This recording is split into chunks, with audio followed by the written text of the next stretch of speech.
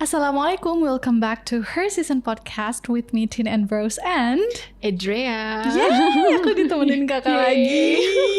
Dan hari ini aku excited banget karena tema yang akan kita bahas Apa itu? itu bener-bener yang bikin aku excited banget. Ya. Bener-bener excited banget. Adalah be delusional. Apa itu Tina? Coba. Oke. Tiba-tiba langsung ini ya, delusional itu orang apa itu gitu kayaknya nggak semua. Benar, nggak semua orang ngerti kan, dan takutnya kan perspektif orang delusional itu ke penyakit psikis ya gitu. Iya, betul. Kalau misalnya kita Google nih, delusional itu tuh yang muncul penyakit psikis ya Kak? Penyakit psikis, psikologis, gak normal, halusinasi, kayak lebih ke orang yang gangguan mental kayak gitu-gitu. Tapi yang kita bahas itu beda ya Kak. Beda. Delusinya ini benar-benar bantu kita untuk self improvement dan juga pokoknya pengembangan diri lah ya gitu. Iya. Pengembangan diri yang dimulai dari hayalan tingkat tinggi. Betul sekali. Sih? Iya deh, kayak mengingatkan aku pada sebuah lagu.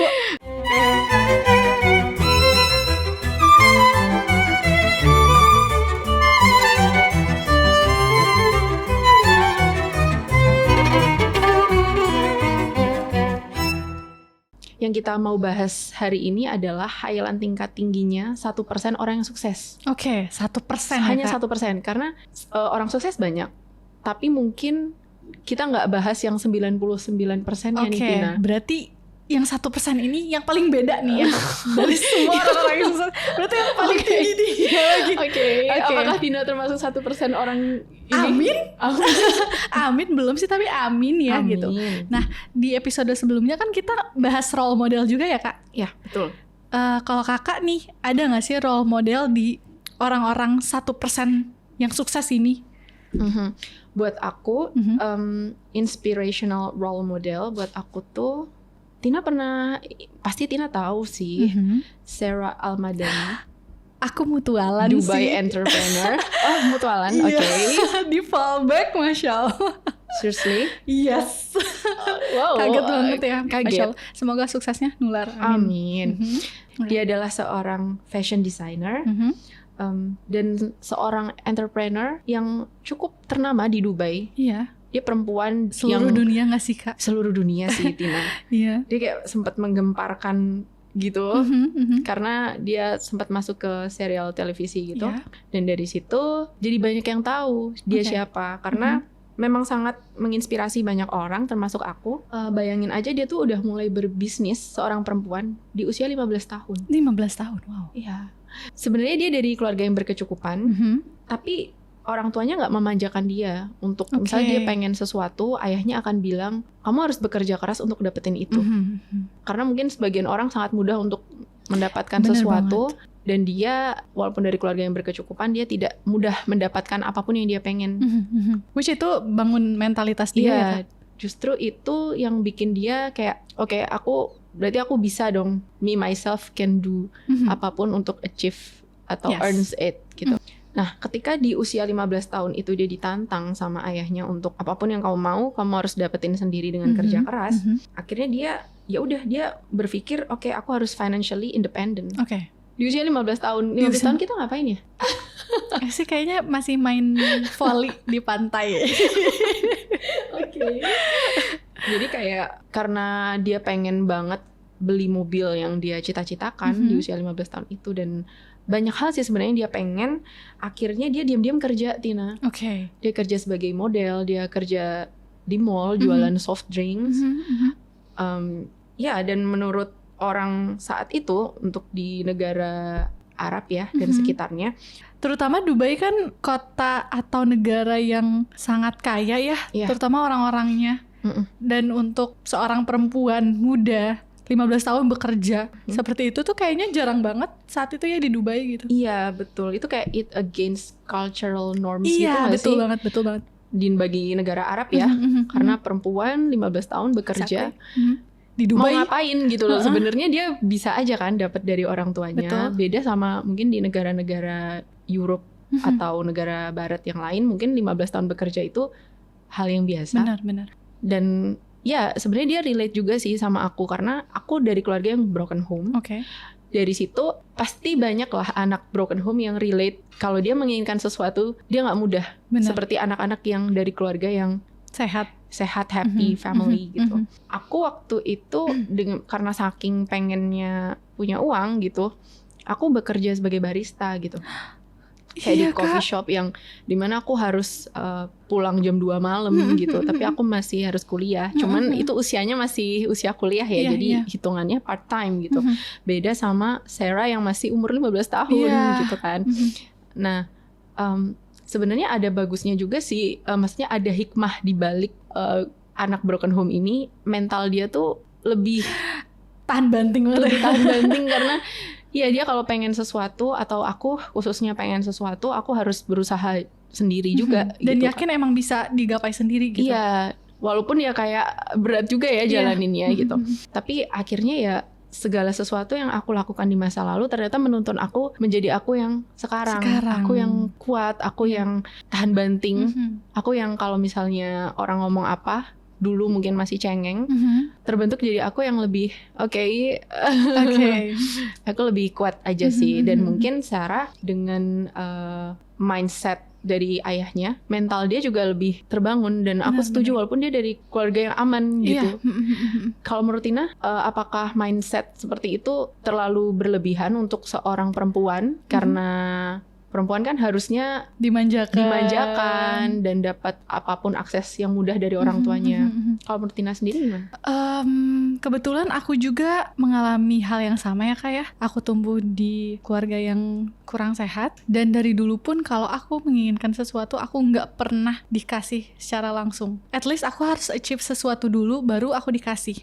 Itu yang membentuk mentalitas aku untuk oke, kalau mau dapat ini, aku harus bekerja keras. Kalau mau dapat itu, aku harus bekerja keras. Sebenarnya sisi positifnya adalah ya kita jadi punya mentalitas yang self-esteem yang kuat gitu loh Kak. Bahwa kita memang bisa mencapai atau mendapatkan segala sesuatu yang kita inginkan, meskipun itu dengan tangan kita sendiri, dengan kaki kita sendiri gitu loh. Tapi mungkin cara orang tuaku menyampaikannya ketika itu tuh menyakitiku. Kurang tepat aja gitu loh. Mungkin aku nggak tahu ya bagaimana keluarga atau ayahnya Sarah itu dia cara parentingnya seperti apa gitu, cara pembentukan mentalitas Sarahnya seperti apa. Nah kalau aku sendiri karena bentuk parentingnya kasar, jadi aku malah kalau misalkan mau mendapatkan sesuatu dan kalau misalkan kalau misalkan aku nggak bekerja keras untuk itu dan aku nggak mendapatkan itu dengan tanganku sendiri, ya aku berarti nggak akan pernah bisa mendapatkan itu dari siapapun.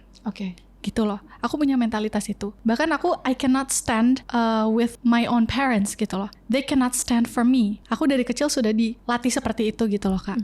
Which sebenarnya bagus ya, ketika besar ini aku ngerasa itu ada sisi positifnya. Aku jadi terbiasa untuk melakukan semuanya sendiri, membangun mimpi-mimpiku sendiri gitu loh. Dan mentalku kuat gitu, cukup kuat gitu untuk menghadapi semuanya gitu loh.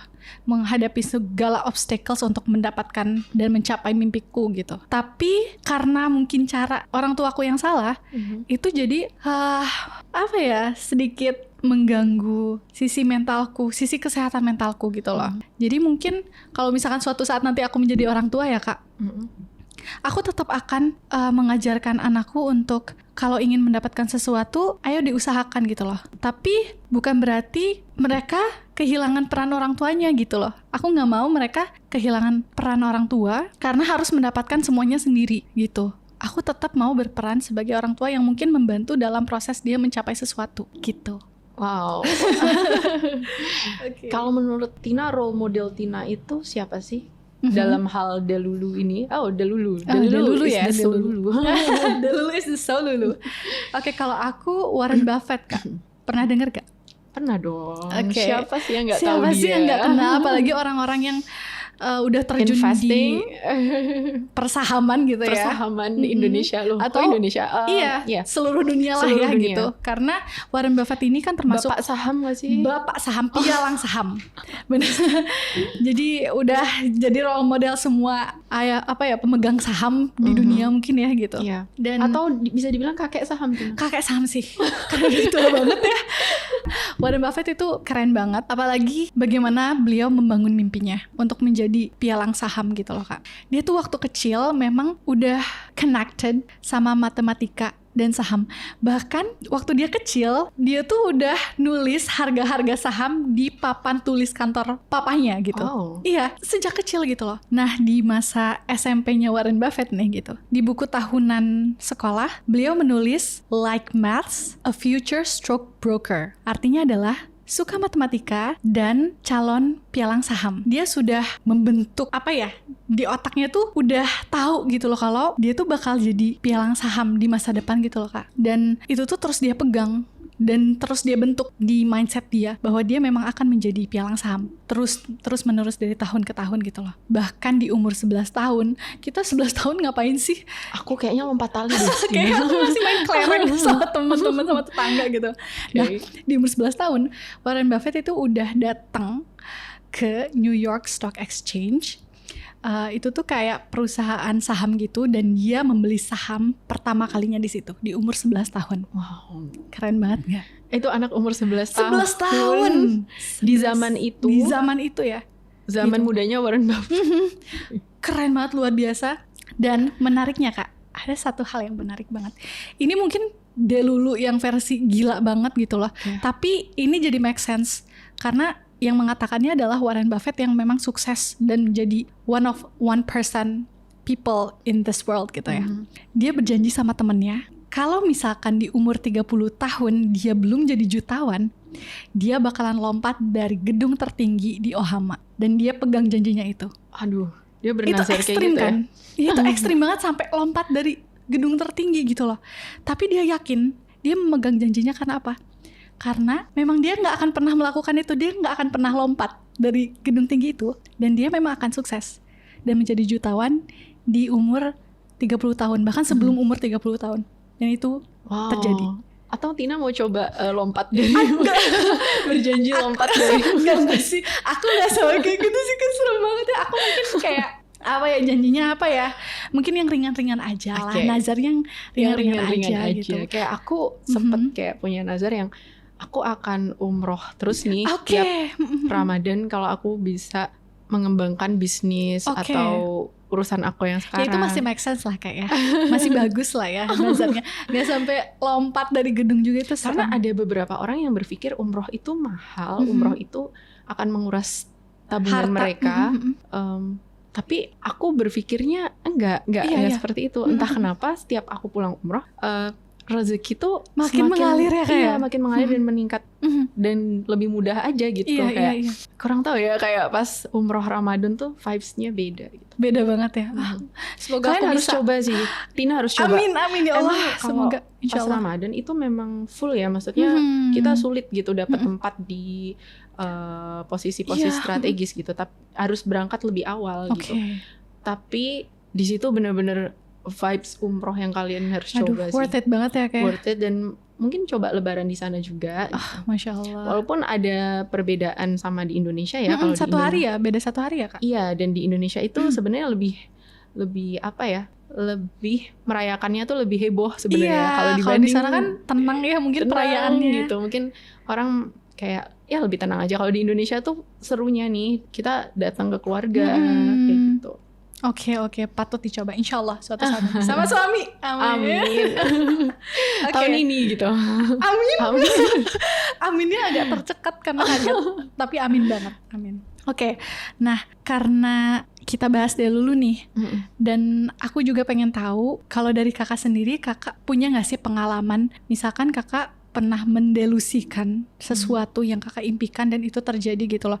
Mengingat kakak adalah co-founder Ayah Amanah event organizer yang sangat-sangat amat besar sekarang ya. Apakah itu benar? Apakah iya? Iya Kak, valid.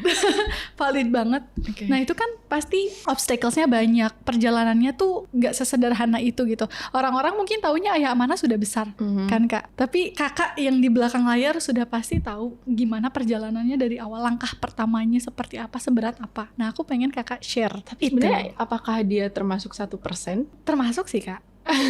Amin. Soalnya sebenarnya kayak event organizer itu kan banyak ya. Ya. Tapi jujur event organizer yang paling apa ya, pop up banget itu Ayah Amanah for now untuk saat ini ya Kak. Amin ya Allah. Amin ya Allah. Iya, sebenarnya aku bangun Ayah Amanah itu nggak sendiri sih tindakan, karena aku sebagai co-foundernya ya. Jadi itu sebenarnya kayak pertemuan aku sama my partner of life. Oh, Masya Allah. Oke. Jadi tapi before I met him, aku kayak segala sesuatu yang aku lakukan memang arahnya ke sana. Oke. Jadi kayak aku memang dulu bercita-cita pengen punya kayak wedding organizer gitu. Karena aku suka menghias. Aku memang berasal dari keluarga seniman gitu, kayak kakek aku atau apa, dan aku suka sama konsep yang ada di wedding organizer, dan aku pengen jadi ownernya. Terus masih nyambung nih sama kayak skripsi aku waktu kuliah. Aku judul skripsi aku tuh social entrepreneurship. Dan kayak apa yang aku lakukan tuh berhubungan sebenarnya ke sana. Awalnya aku orang yang kayak desperate banget, kayak di usia 23-24 waktu itu aku kayak sedang mencari jodoh, tapi gagal. Akhirnya aku kayak yaudah, aku ngerubah strategi hidup aku ini untuk fokus ke cita-cita aku, fokus ke diri aku.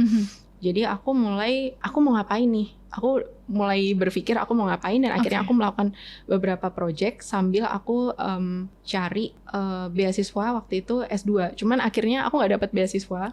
Dan mama aku kayak menawarkan untuk lanjut S2 ke luar negeri tapi dengan biaya sendiri.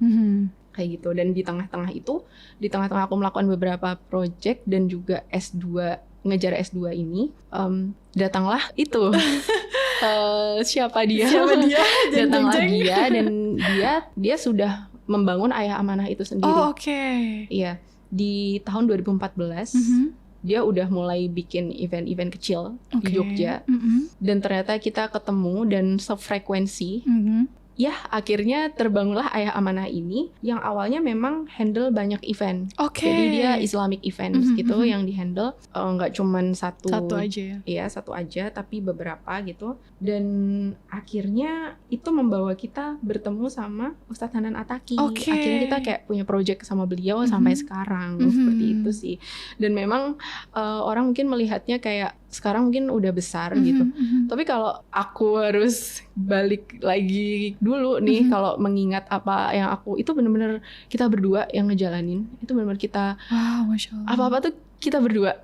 Kita berdua dari kota ke kota, kita berdua sampai akhirnya sekarang punya beberapa tim yang bisa meringankan pekerjaan kita gitu. Masya Allah Kak.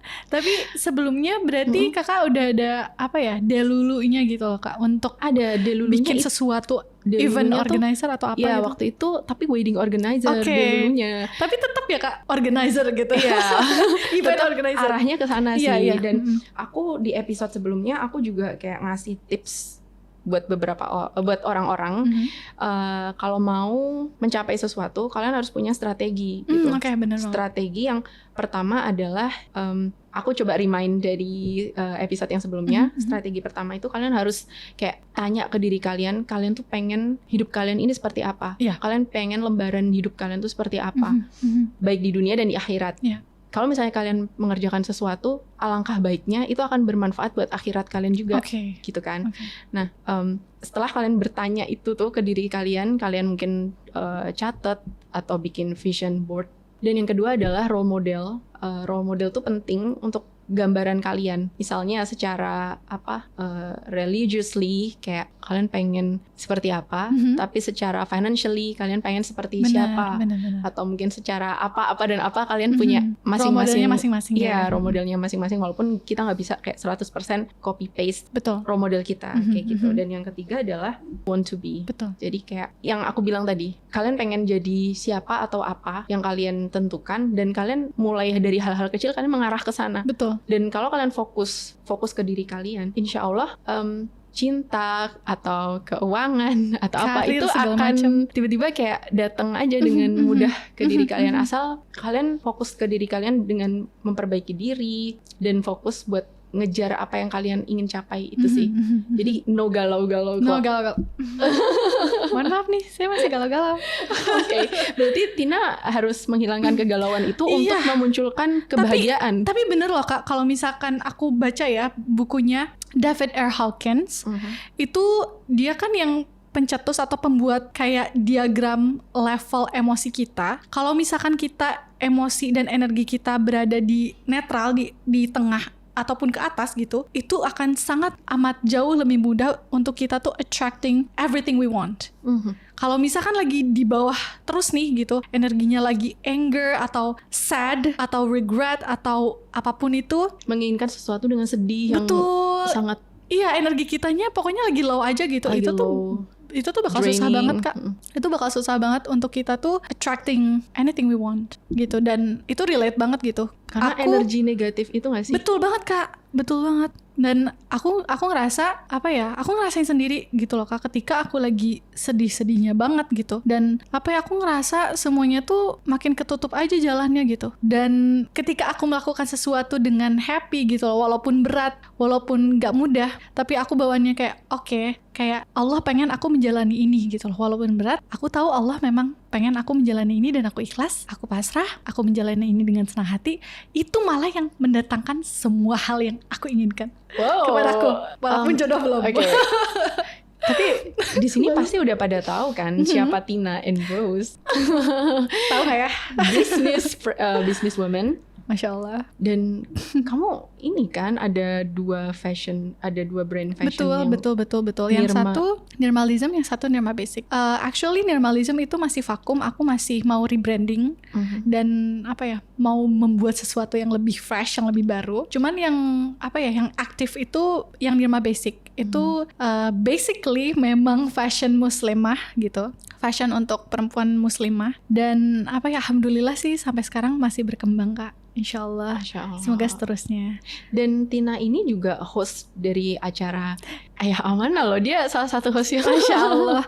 Dan tau gak sih Kak, banyak. Ini cerita seru ya gitu. Dulu tuh aku pertama kali diajakin sama kakak, itu aku lagi down-downnya banget Kak. Lagi bener-bener di titik terendah. Kayak aku inget banget saat itu lagi di Bandung, aku kayak dihianati temanku. Terus aku pokoknya financially lagi struggle banget. Dan aku harus sendiri kan, karena aku udah gak mengandalkan orang tua aku. Dari dulu aku udah gak pernah mengandalkan orang tua aku gitu loh. Dan kayak mungkin orang tua aku bantu secara bantulah gitu, ada bantu gitu, tapi tetap kayak mentally everything itu aku yang menghadapi semuanya sendiri at that time gitu. Terus kayak aku udah di titik yang kayak ya Allah, apa aku nyerah aja ya gitu.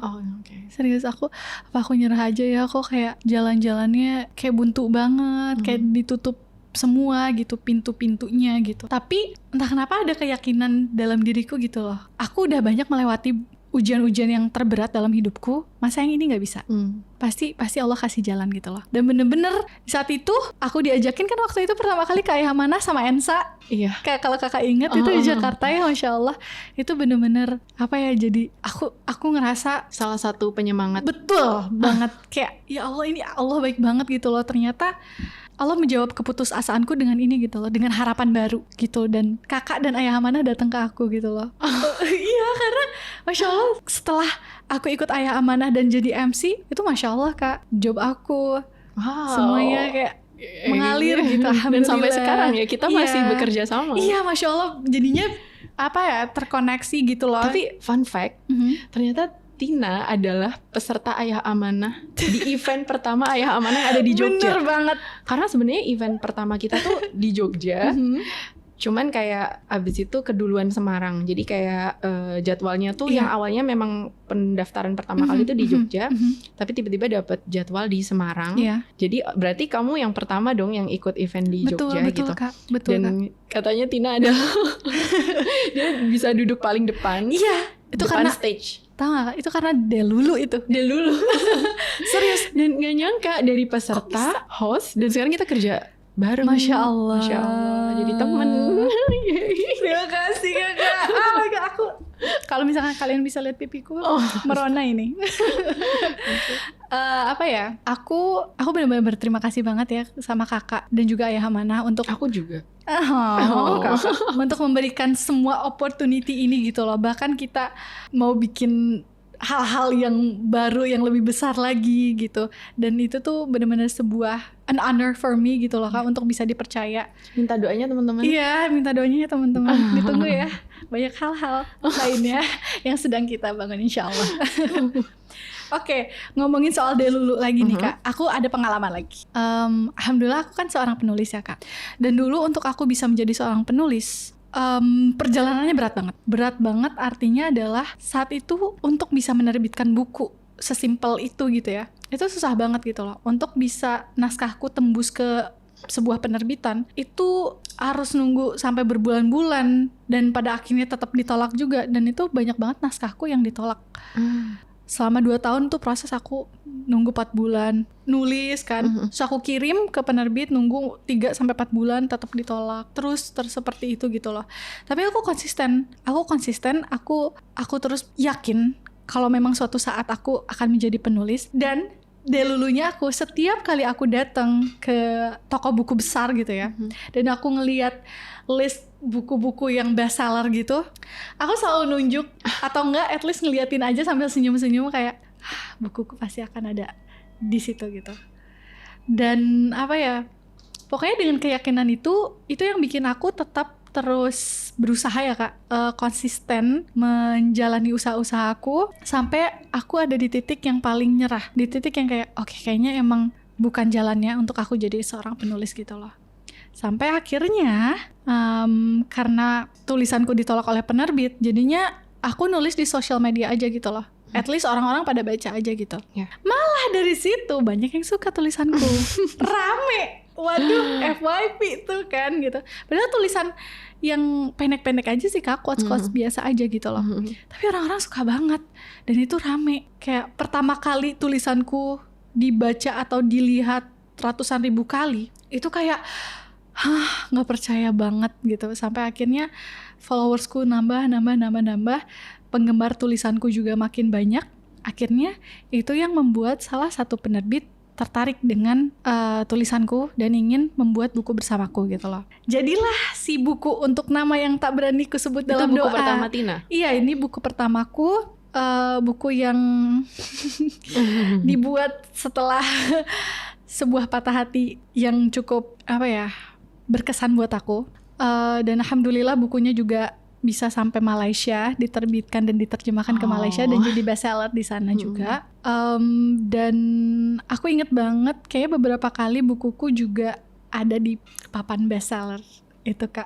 Masya Allah. Jadi kayak ini kan yang aku delusikan dulu gitu loh, yang aku impi-impikan dulu gitu loh untuk bukuku bisa terpajang di sana gitu. Dan it happened biiznillah gitu lah, atas izin Allah, alhamdulillah. Dan ya ini juga semoga bisa jadi motivasi buat teman-teman ya yang mungkin sekarang lagi punya mimpi setinggi apapun itu.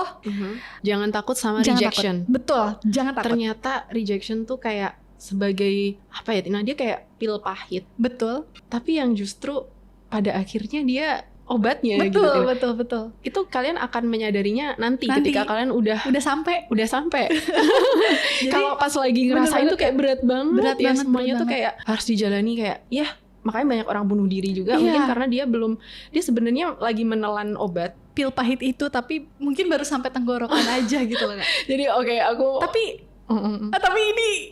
ini bahas yang bunuh diri takut sih Kak. Oh iya, takut ya. Jadi sebenarnya kayak mau menyerah. Iya. Kayak hampir semua orang pasti pernah di posisi itu. Most of us gitu. Cuman jangan menyerah dulu guys, karena kalau kalian bertahan sedikit lagi itu akan ada sesuatu yang jauh lebih indah. Betul. bakal kelihatan nih tempat terbaik yang memang Allah arahkan ke sana gitu. Dan apa ya, Allah rejection is His protection juga gitu. Jadi guys, kalau misalkan kita bersikeras nih mau menjadi the top 1% successful people in this world, mungkin kita bisa mulai dengan we invest, entah itu knowledge, entah itu time and energy, lalu kita juga have a clearly defined goal, and we also smile when we fight. So, segitu aja episode kali ini. Thank you so much Kak Edria udah nemenin aku. Makasih. Thank you so much Tina. Love banget. Makasih juga buat teman-teman yang udah dengerin dari awal sampai akhir. Semoga banyak hal insightful things yang bisa bantu kalian untuk makin semangat lagi. See you guys in the next episode of Her Season Podcast. Dadah. Assalamualaikum. Waalaikumsalam.